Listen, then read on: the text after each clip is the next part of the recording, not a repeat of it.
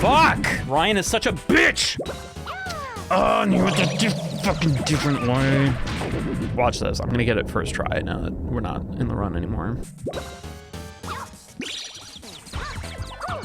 Yeah, of course.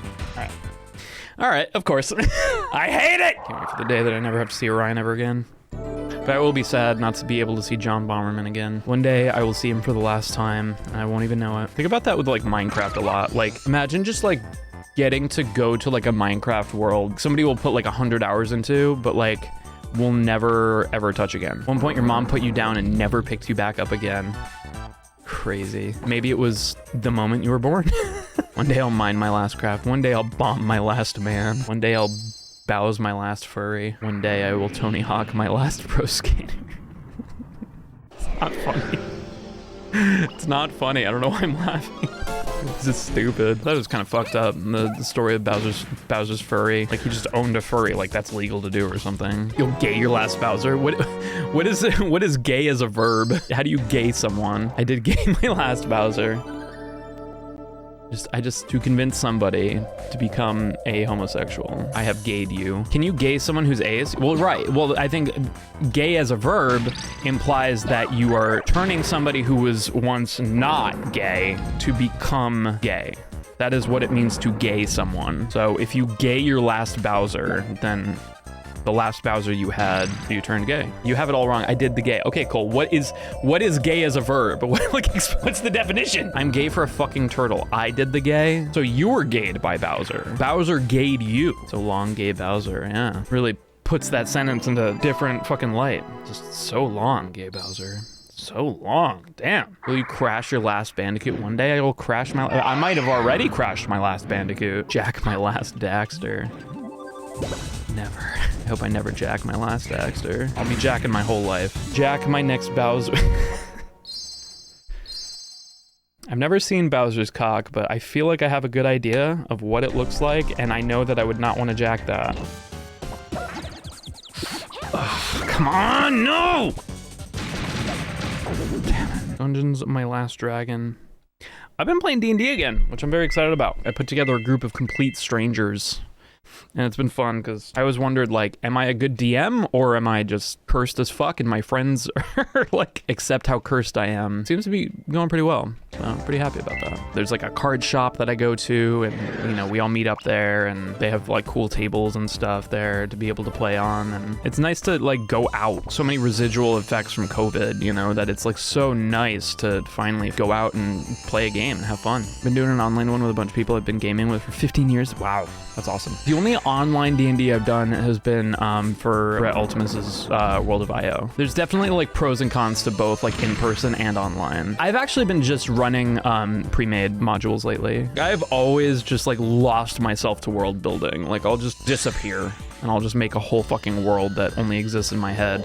And I can DM that like way better than I can like a world that somebody else has made, obviously. But like it's been fun to kind of just like see how, you know, the official modules are run and like set up and organized so that like maybe one day when I do another world of my own, it works out. Imagine it's much harder to write the campaign though. I don't know. I think as long as you're not taking like a top-down approach where you're just like coming up with a continent first and then trying to fill in all the blanks, have like almost like a fog of war around your players as you're going. Start with like a good idea of just like a good hook. Don't worry about the fucking continent and all this other shit. Just like start in the tavern, the bowels of the dragon's anus, and then, you know, work your way out from there, you know? Make a city, make kind of like the surrounding areas, if, you know, just in case your players want to just fuck with you. And as you go, you'll actually, like, I think the world will end up more interesting if you build it around that. A lot of writers write like that. Like, I know Game of Thrones was written like that. Game of Thrones was, I don't think George R. R. Martin made up the whole world first. I think he just kind of planted a seed and it kind of grew out from that. The old, the dragon's anus. I'll meet you inside the dragon's anus. It's a tavern.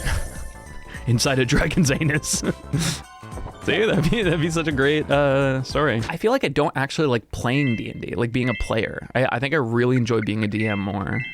It's just more fulfilling. Like, I feel like a lot of people find it stressful, but like, I don't know, it rustles all the right jimmies for me. Writer versus write themselves in holes they have to work out. Yeah. I feel like that's definitely way more of a risk if you are more of a plant a seed writer rather than like one that kind of starts from like the outside in. Someday you'll rustle your last jimmy, it's true. fucked up. I think if you have the right mindset, DMing can be really fulfilling, but like if you're trying to like make your players go through some like story, fucking write a book. Like don't fucking force other players to go through a story that's in your head. Like you have to be like a human game engine, you know, that allows for players to just fuck off and do dumb shit, you know? You're the engine that makes the sandbox run, essentially. Like the sandbox has to be the world that you've created. And I don't want to pretend like I know how to DM because I don't have a ton of experience doing it, but that's just like, I have seen and played with a lot of DMs that seem like they're just trying to like get you through a story, and it just feels so like railroaded. There's something I really love about like kind of like watching players figure things out for themselves. The most important tool a DM has is improv, you know, being able to like really quickly be able to decide something, and also not being such a hard ass on rules and all this shit. A lot of the time when I DM, it'll just be like, I don't know the rule on that, we'll just call it this is what happens, and then we'll fucking talk about it later. My biggest thing with D&D though is like, I know a lot of people have complaints about the system. I really hate the combat in D&D, and I really don't like the way they handle advantage, disadvantage in 5e. I'm really excited to see what they do with Dungeons and Dragons 6, which will just be called Dungeons and Dragons, which is what Dungeons and Dragons 5e was called, but nobody called it that. They called it Dungeons and Dragons 5e, which means Dungeons and Dragons will be Dungeons and Dragons 6. D&D 1 Series X. Shot at a beer with my shade. Hell yeah. Yeah, dude, like I really enjoyed we did a thing on TRG Coliseum where I had made a bunch of video game characters in D&D using Golak the Barbarian. He was like a YouTuber who did all these videos about like, what if this character was in D&D, you know, like how would you build it? I would make those characters, or like, you know, use that to kind of figure out my own characters, and then had people play as video game characters in a campaign that I made that was like in Princess Peach's castle or in Ocarina of Time. So it was cool because you had like Banjo and fucking Joker running around Peach's or Hyrule Castle. Too difficult to implement. Yeah, the Monado would have to be like a later than level 10 weapon if it has like any of the effects that the Monado has. I feel like one-off D&D stream would be fun. It might be hard because like I feel like when we did the streams on TRG, my players were just so distracted by the chat. If you know that people are chatting about the D&D game, like you're gonna want to fucking read it. So like I don't want to be like you can't read chat while you're playing, but yeah, I love D&D. I want to DM more. I love full party wiping. I mean, creating a great experience for players. I feel like the only time I've ever had a full party wipe was that first D&D stream we did, Coliseum 2020. And it was mostly because the fucking characters that were chosen because of donation reads, it was all support characters. There was no tank, there was no fucking range, there's nothing. It was Banjo, Isabelle, and Joker. I think Joker was kind of not a support character, but still. Because Banjo was a bard. Isabelle, what the fuck was Isabelle? Isabelle was also a bard? Oh, Jesus. 2 bards and a whatever the hell Joker was. Have fun. Go fight Ganon. I fucking can't be walking off shit, man. I can't be walking off shit. Ah! I hate walking off shit.